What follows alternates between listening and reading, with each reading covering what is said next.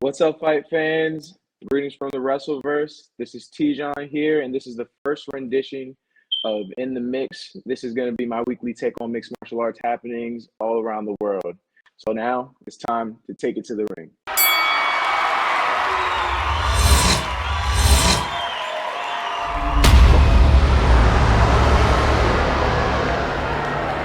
All right, so the UFC is finally back after almost 4 weeks off, and the promotion brought the house down with some incredible high energy fights and a main event that really set the tone of what we can expect for the rest of the year for the 2022 season.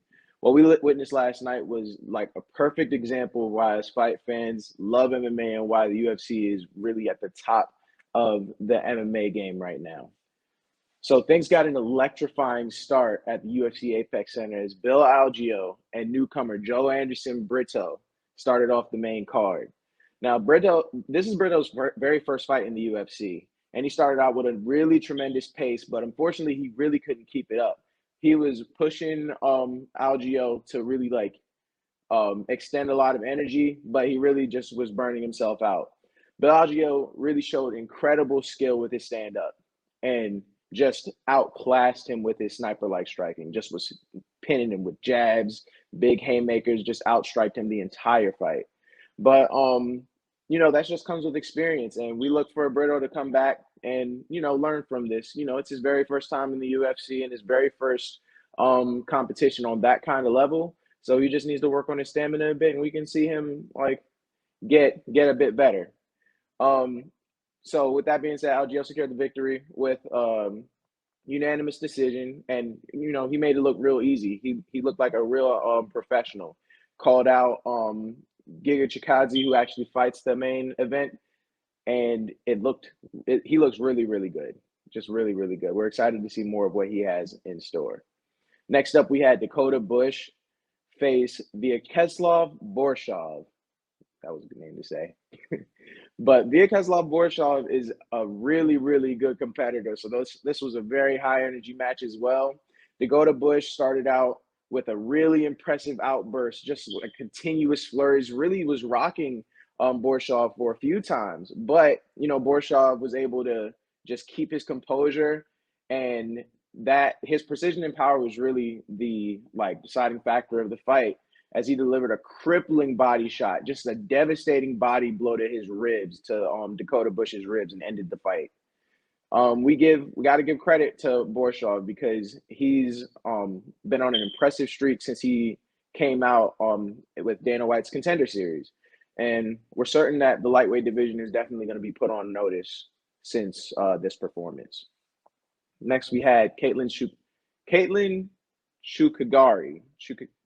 Chookagian and Jennifer Maia facing off in their rematch bout last night after Katlyn took the win between them in their first match at UFC 244. It was more of the same for Katlyn, using her strength and her size, her massive reach over Maia, which is unfortunate because Jennifer Maia really put up a decent fight. She did everything that she could. She closed the pocket, really was bully boxing, trying to get in and close that space, but Katlyn did what she had to do, man. She played her game perfectly, and she showed why she's been the number one contender in the flyweight division. She's been sitting at number 2, only under Valentina Shevchenko for the longest. So hopefully we get a rematch between them two, because she definitely earned it. Nobody seems to be topping her just as much as nobody's getting past Valentina. So it'll be really interesting to see what she learned going into their next match, hopefully very soon. Next, we got Brandon Royval versus Rogerio Bonin. Now, this was a really fast-paced match the entire time. They were pretty even for most of the part. Most of the fight. Royval really showed a lot of incredible cardio that we're used to seeing from him, though, because the whole time you could just see he was moving, whether it be on the ground, standing up, he was nonstop moving. The only time that we saw him going down was when Bonin really held him down, just was trying to pin him down and stop him from moving and control the pace, but it just wasn't working out. He even seemed to tap Bonin with an armbar, but somehow the ref missed it. Like, we all saw it. Even the commentators were like stunned at the fact that we all saw the tap and they just kept the fight going. But luckily, we saw Brandon Royval come up with the win by decision. And, thank God, because, sometimes the refs, man, they'll get it wrong. And even then, they had the score unusually close, especially that last round, which Royval really started taking. So I'm just glad he didn't get robbed, man, and that wasn't a whole nother controversy.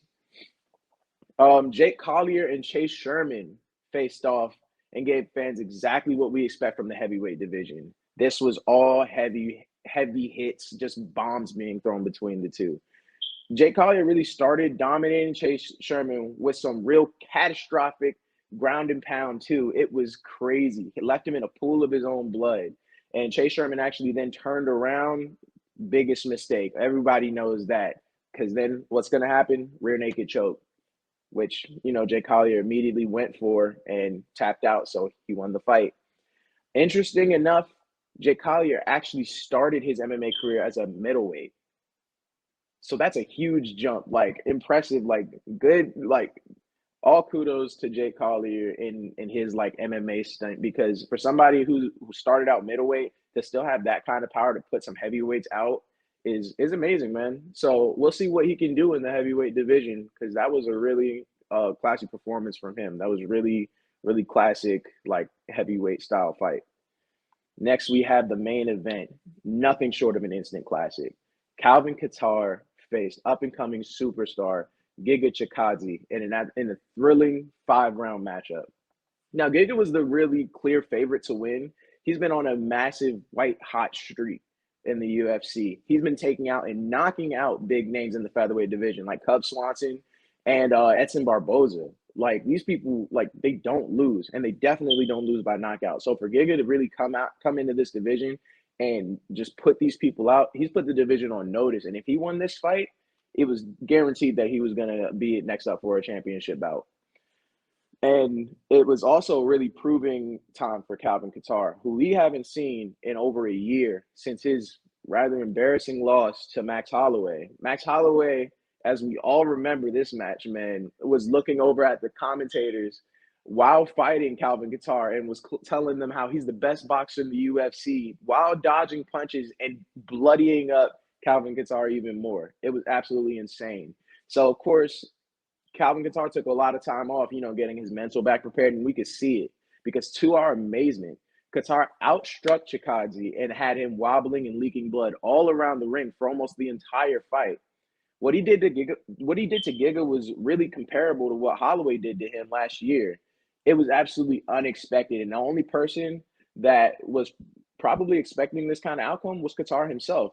But even that's like crazy, because like, this is Giga. Like, how did you even do this? This was impressive.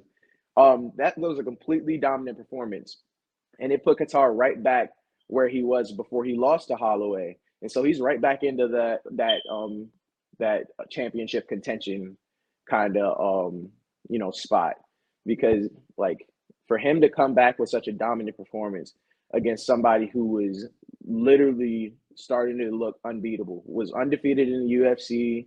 Like, it's extremely impressive. So good job to Calvin Kattar, man. This was an amazing, amazing fight, and we loved every single round of it. So here on Take It to the Ring, we like to rate events on a scale of 1 to 5.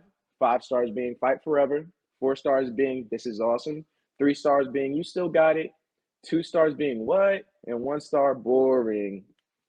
Now, keeping in mind that this was the first event of the year for the UFC, this event gets a solid 4 stars from me. It was absolutely awesome and really set the bar extremely high for what we can expect for the UFC, like I said earlier. It's going to be an amazing ride. I'm so excited. I want to see what Calvin Kattar does. And I also want to see how Giga Chikadze bounces back from this fight, because, I mean, he's young, and, after a loss like that, you can only get better. So it'll be really, really interesting to see those two. And then, we have Francis Ngannou and Cyril Gane coming up too. That's going to be hopefully a 5-star. Like, I'm so excited for that. So UFC, keep doing what you're doing. Dana White, keep doing what you're doing and putting on these amazing fights. We're looking forward to it. But this has been another rendition of Take It to the Ring. Please leave a like, comment, subscribe, and follow us for more news. This is T. John signing off.